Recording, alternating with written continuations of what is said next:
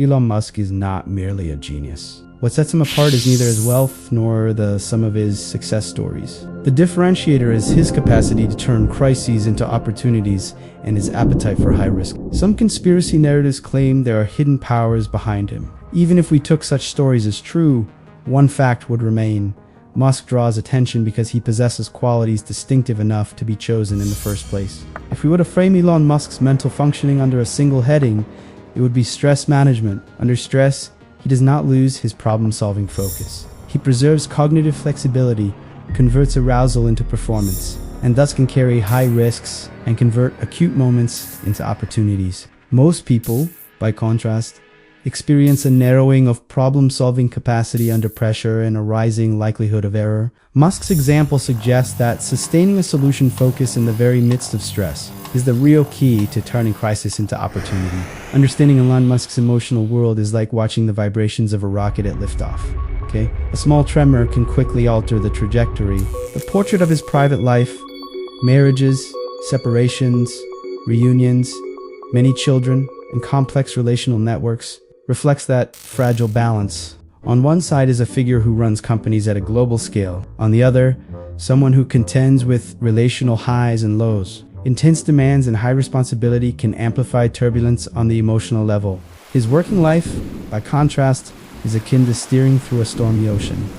Most captains avoid the waves. He drives the ship straight into the heart of the storm, believing that the largest swells generate the greatest speed. Where many freeze or retreat to safe harbor, he channels heightened arousal into performance and rides the wave to his advantage. His ascent in business rests on transforming crisis into a consistent mode of working rather than a one-off feat. Early family dynamics, accounts of a stern father figure and limited access to his mother, appear to have triggered emotional closure. As Walter Isaacson's biography recounts, he learned early to dial down empathic reactions and stay in a functional mode. That tendency helps him manage crises at work, but can complicate the formation of deep and durable bonds in private life. Media reports of trophy wife role expectations, whether accurate or not, point to a pattern that can prioritize control and role clarity over emotional intimacy. In close relationships, Justine Taliola, Amber Heard, Grimes, Siobhan Zillis, and others, the recurring theme is intense beginnings that can end in abrupt breaks. It resembles a rocket's sudden ignition followed by a course deviation from a small vibration. These swings suggest an ongoing effort to cope with inner loneliness and to maintain emotional regulation while seeking balance. The inclination toward having many children likely reflects not only concerns about population decline, but also a deep need for family and belonging. From the outside, we see an extraordinarily powerful, globally influential figure that does not preclude the presence of a vulnerable loneliness within unfinished bonds and a persistent need for repair. The human lesson is plain. No matter how great the success, the psyche continues to seek belonging, love, and secure attachment. Musk's emotional psychology tells a story not only of growing stronger through crises, but also of striving to form and sustain connection. If we use a computer metaphor, most minds blue screen under stress. It switches into a kind of turbo mode. Childhood loneliness, bullying, and a stern paternal figure can be linked to a higher tolerance for discomfort and a habit of turning perceived threat into task focus. Instead of entering a typical panic loop, he recruits cognitive flexibility and executive functions and shifts rapidly into solution generation. Repeated in his career, this habit makes it possible not merely to survive crises, but to convert it into a performance catalyst. Musk's imagination resembles a childhood toy box universe reorganized by adult intelligence. Most of us close that box in the face of life's pragmatism. He did not. Early fascination with science fiction became a line that connects the deep of space, the red surface of Mars, and underground tunnels to concrete projects. An arc from envisioning to designing to manufacturing. The companies we see today are, in a sense, childhood dreams given flesh through engineering. In 2008, with Tesla at the brink of bankruptcy and SpaceX suffering consecutive launch failures, most would have hit the brakes. He describes that period as, "What doesn't kill me makes me go faster." In his mind, crisis is not a test, but an accelerant. As stress rises, he down-regulates emotion, up-regulates executive control, and speeds up problem-solving, what Isaacson calls demon mode.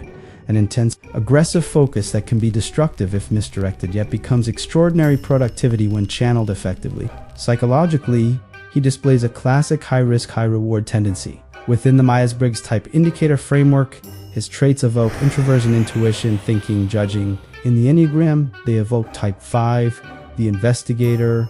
These models are descriptive frames, not diagnoses. The distinguishing feature is that he expands rather than narrows under stress. When a fire breaks out, the doors most of us flee become windows of opportunity for him. As a result, he has developed a work rhythm that sometimes consciously, sometimes incidentally, invites you fresh fires, because for him, ordinariness is more threatening than crisis. The practical takeaways are straightforward. Stress is not inherently destructive. If in a crisis we approach with curiosity rather than panic, stress does not shut the mind down.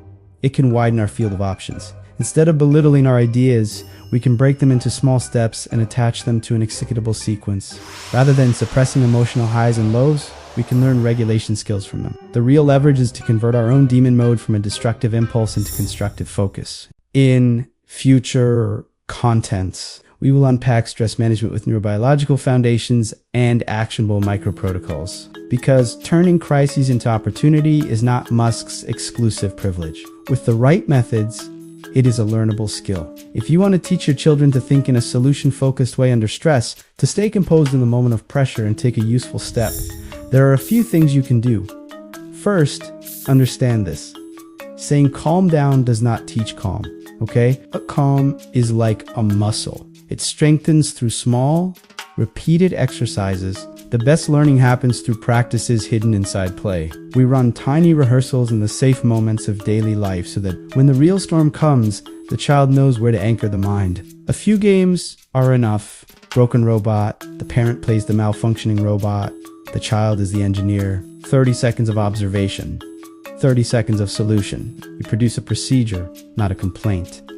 The child learns error is data. Data produces a plan, shined within constraints, 2 materials, 1 goal, for example, build a bridge in 2 minutes using only tape and paper. Constraint narrows panic. It focuses the mind on a single solution, silent operation, no talking, only drawing and signals. When communication is simplified in a crisis, noise drops and the first step becomes clear. These 3 games install 3 reflexes that act like a compass in a storm. Observe, focus, simple plan.